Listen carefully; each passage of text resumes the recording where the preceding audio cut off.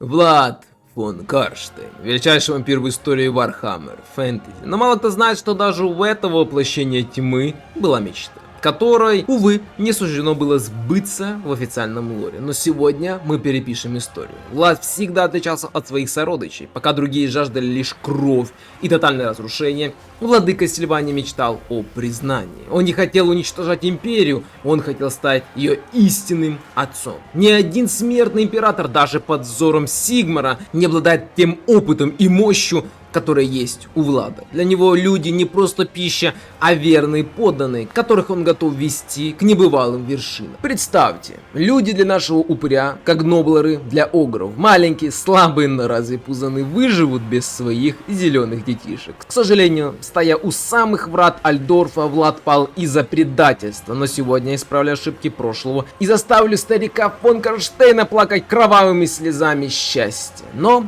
исполнение такой мечты требует особого подхода. Захватить войной Сильвания уже пыталась. Это путь в никуда. Поэтому сегодня мы станем императором людей, не превращая их земли в руины. Наша задача сделать вассалом абсолютно все фракции империи, доказав им, что только благородный вампир, а не тиран, способны защитить людей от истинной угрозы. Приступим.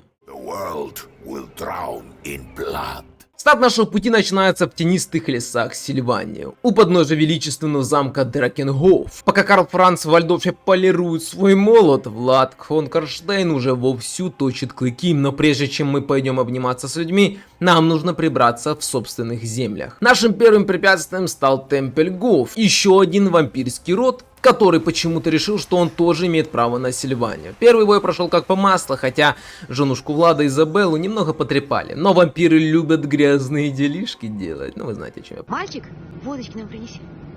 Поэтому ей не привыкать. Главное, что нужно помнить о вампирах, это их упрямство. Мои ребята стоят насмерть, буквально до последнего костного мозга. Но у этой медали есть и обратная сторона. Если боевой дух падает ниже плинтуса, нежить не бежит с поля боя с криком «Мамочка!», она просто рассыпается в прах прямо на твоих глазах. 0 выживших, никакой пощады. Захватив первый городок автобоем, нам же не нужно тратить время на мелочи, я выдвинулся прямиком на столицу Темпельгофа. И вот тут пришлось размять пальцы и поиграть ручками. Осады за вампира — это еще то удовольствие. У нас нет пушек, нет арбалетов, нет ничего, что могло бы пробить стену издалека. Наша тактика проста как топор. Всей толпой ломимся в врата, пока мой воздух кошмарит защитников за стенами, вырезая одинокие отряды. Бой выдался потным, я лишился всех летунов и чуть не профукал элитных варгейстов, но замок пал. Влад довольный, Изабелла подкрашивает губы кровью у врагов.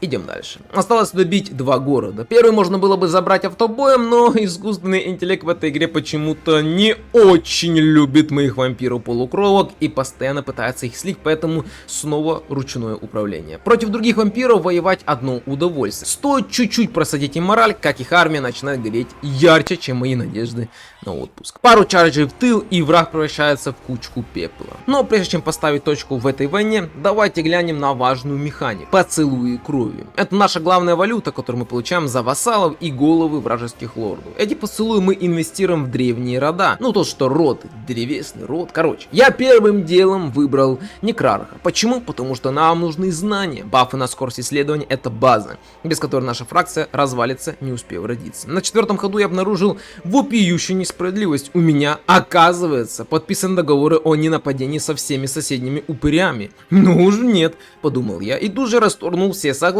Пусть курфюрсты видят, Влад не водится с отробием, у него только светлые, почти намеренно по отношению к людям. Итог первой главы. У нас 2 столицы, мощная армия и Влад, готовы совершать подвиги. Мы очистили Сильванию, и теперь наш путь лежит к границам империи. Но не для того, чтобы их разрушить, а для того, чтобы стать тем щитом, о котором люди даже не мечтали. Выдвигаемся на истребление всех врагов человечества.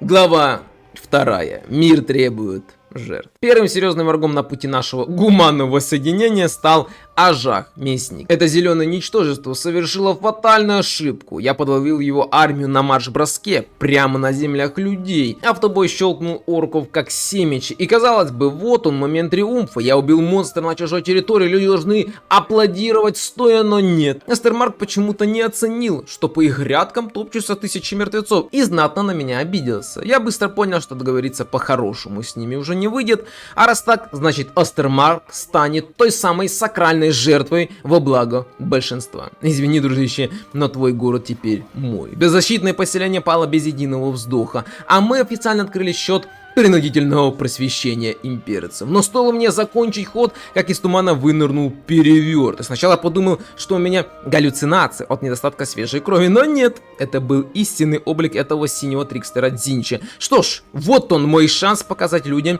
кто тут настоящий защитник. Пока я утилизирую одну имперскую фракцию, я решил параллельно вырезать заразу хаоса. Логика проста. Убиваем людей, чтобы спасти их от хаоса. Звучит как план настоящего императора, не так ли? Пока одни умирают, другие преклоняют колено. Ведь Штирланд стал моим первым людским вассалом взамен смерти демона Дзинча. Они охотно отдались под покровительство Влада, ведь в глубине души каждый штирлиц знает, лучше служить живому мертвецу, как бы это суристично не звучало, чем сдохнуть от рук демонов. Ну а я тем временем отправил армию перевертыша в небытие. Он тоже был на марш-броске, что обеспечило мне тонну опыта. Владу нужно качаться, ведь впереди ждут дела куда серьезнее мелких пакостников. Захватив второй город Остермарка, я окончательно стер эту фракцию с карты. Давайте просто сделаем вид, что они были предателями и тайными хаоситами. Так нам точно будет спокойнее спать по ночам. Конечно, после такого перформанса остальные курфюрсты смотрят на меня косо, но эй, никто не говорил, что путь к абсолютной власти будет устлан только лепестками роз. Иногда эти розы приходится поливать кровью, не согласен. Орки, потеряв Ажага, решили отомстить и отправили карательную экспедицию с гор прямо в мое сердце. Я отбил первый натиск и решил ненадолго отступить. Почему? Потому что Влад без своих легендарных шмоток это просто очень бледный мужик. Я быстро прибрал к рукам меч и кольцо Карштайнов, и как раз вовремя орк уже летел на мои земли, но тут случилось чудо. Кислив ударил зеленокожим в спину и выкосил их основной костяк. Я, как истинный джентльмен, не упустил возможность. Рванул в горы, забрал Орочий город и тут же подарил его Кисливу. Видите? Влад щедрый, Влад справедлив. Этот жест доброй воли моментально поднял мой авторитет среди северян. Мы обзаводимся союзниками, пока враги дохнут. Добивать остатки орков я не стал, пусть Кислив тренируется. У меня цели амбициознее. Я разворачиваю свои легионы в сторону хаоса. Пора показать этим людишкам, насколько на самом деле силен их будущий император. Глава 3.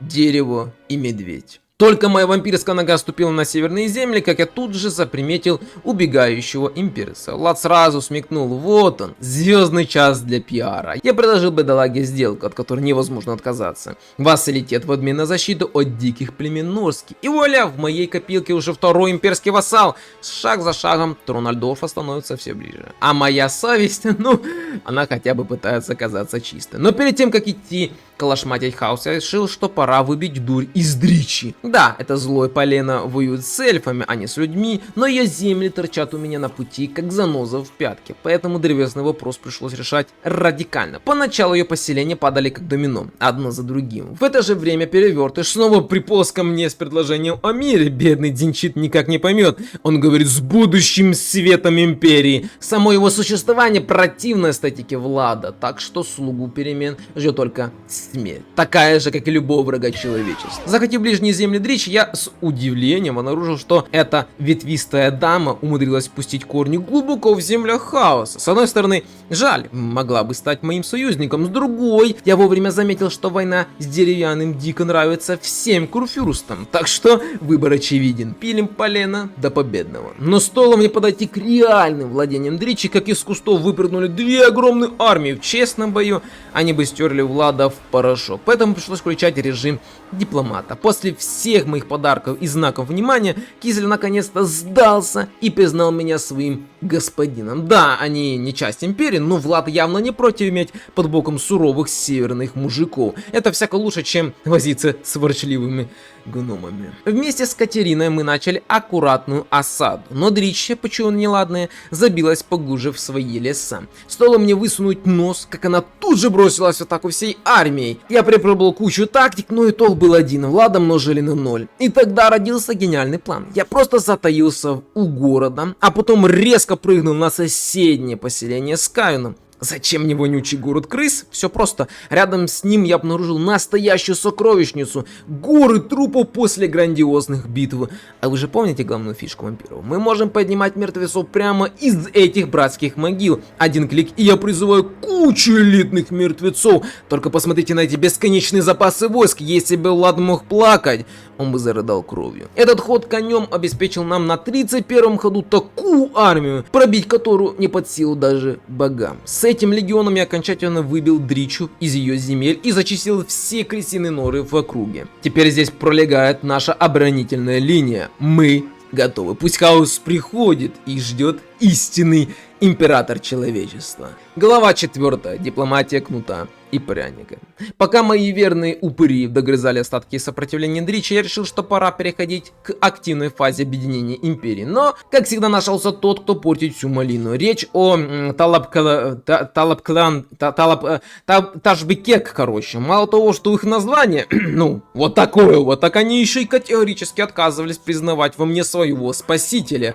Я долго терпел их выходки и косые взгляды, но в какой-то момент чаша терпения переполнилась. Влад решил лично вернуться вглубь имперских земель и немного поправить лица заносчивым людишкам. Они должны усвоить: их будущий император не только щит от хаоса, но и карающий меч, способный сокрушить любого выскочку. Конечно, нападение на людей — это удар по репутации, курфюрсты этого не оценили. Но разве можно строить великое государство, когда тебя ни во что не ставят за спиной? В итоге я катком прошелся по землям О господи, я маму целовал того, кто это название придумал. Короче, захватил их 2 города, и тут включился режим гроссмейстера. Один из этих родов я тут же предложил другому курфюрсту в обмен на верность. Стратегия простая: кому-то война и уничтожение, а кому-то новые земли и крепкий союз. Истинный правитель всегда знает, когда нужно ударить, а когда подкупить. Ну и чтобы 2 раза не вставать, я наконец-то допилил Дричу, стерев ее фракцию с лица земли. Минус 1 злое дерево, плюс карме от людей.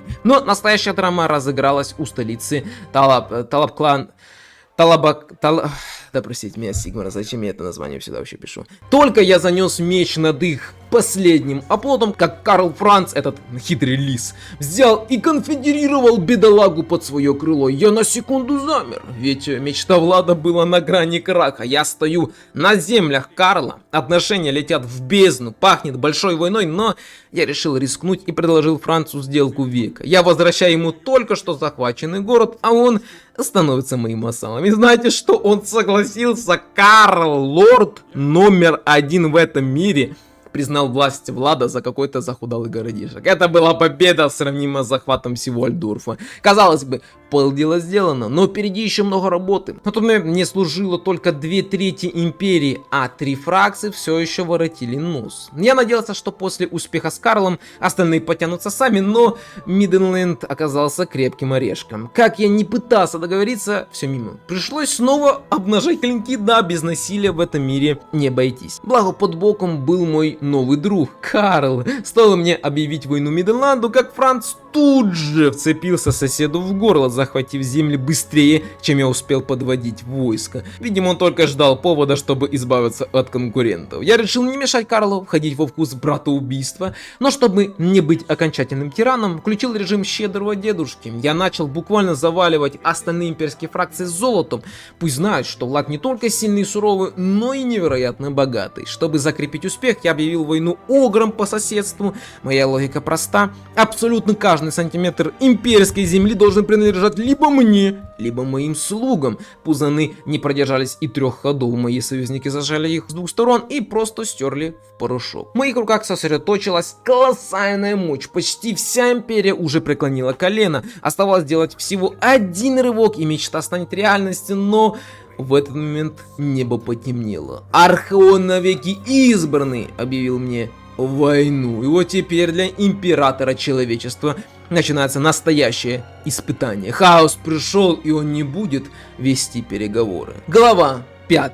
Истинный император людей. Архон уже вовсю вытирал свои сапоги о северные границы, готовясь к прыжку на мой оборонительный рубеж. Но первой настоящей бедой стал вовсе не всеизбранный. Моим главным врагом стала чума. Представьте ситуацию. Моя мощнейшая вторая армия просто хотела мирно прогуляться в земли Элспид фон Дракен, чтобы, так сказать, перетереть за мир во всем мире. Но по дороге мой собственный город внезапно одарил меня какой-то лютой заразой. Эта дрянь косила моих парней 10 ходов подряд, не давая ни лечиться, ни воевать. И стоило мне выдохнуть через 10 ходов, когда действие чумы кончилось. Как мой лорд, ходячий труп на грани смерти, тут же подхватил ее повторно.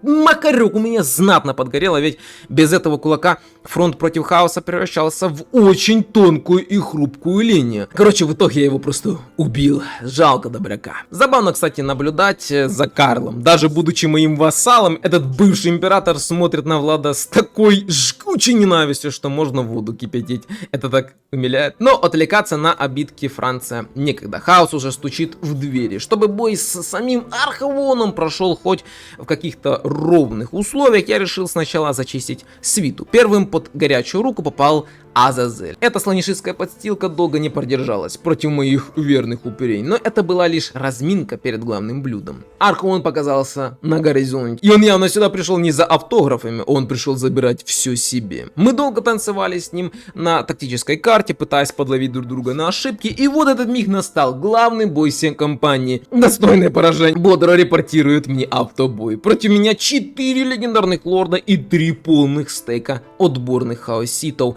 С моей стороны одна армия Влада и хлипкий гарнизон Кислева. Ребята, это было легендарно. Бой длится 12 минут чистого ада. Понимая, что перевес не на моей стороне, я выстроил идеальную стенку к стенке, чтобы эти рогатые консервные банки не зашли нам в спину. Пока пехота держала удар, мой воздух устроил врагу настоящий террор в тылу. Особенно меня поразили ужасы из склепа. Эти монстры второго тира стояли против элиты хаоса как боги. Но настоящий шок — это террор-гейсты. Многие их недолюбливают, но в дуэте с нашей прекрасной Изабеллой они творили нечто за гранью. 126 скорости у летающего монстра 5-го тира.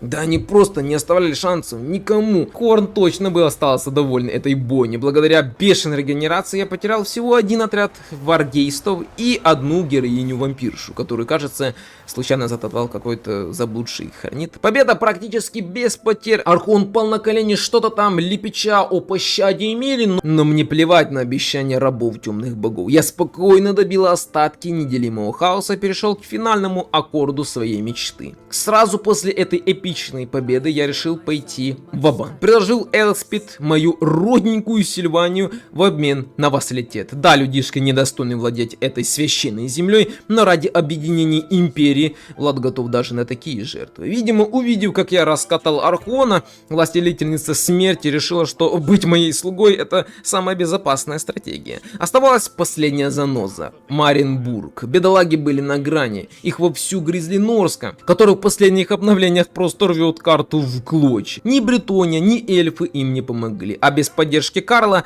они вообще превратились в мальчиков для бития. Но Владу нужны все земли людей, а варвары севера могут и подождать. Я объявил войну, и Карл в своем репертуаре тут же набросился на братьев имперцев, разрывая их на куски. Люди убивают людей ради вампиров, вот это я понимаю.